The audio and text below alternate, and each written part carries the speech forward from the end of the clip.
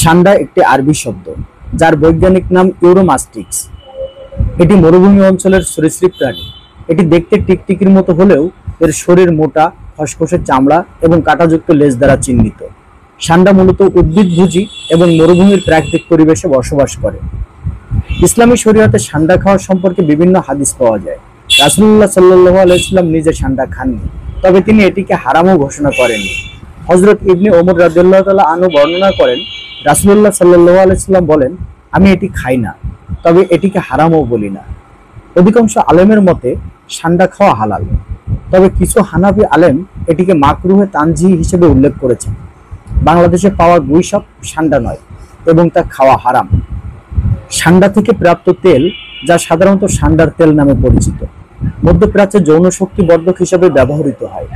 এই তেল ব্যবহারের মাধ্যমে লিঙ্গের শক্তি ও আকার বৃদ্ধির দাবি করা হয়, তবে এই ধরনের দাবির বৈজ্ঞানিক প্রমাণ সীমিত এবং অনেক সময় এই তেল ভেজাল হতে পারে।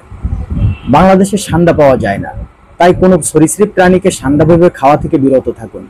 সান্ডার তেল ব্যবহারের আগে চিকিৎসকের পরামর্শ নিন, কারণ এতে পার্শ্ব প্রতিক্রিয়া হতে পারে। বন্যপ্রাণী সংরক্ষণ আইনের আওতায় সান্ডার শিকার ও বিক্রি নিষিদ্ধ হতে পারে।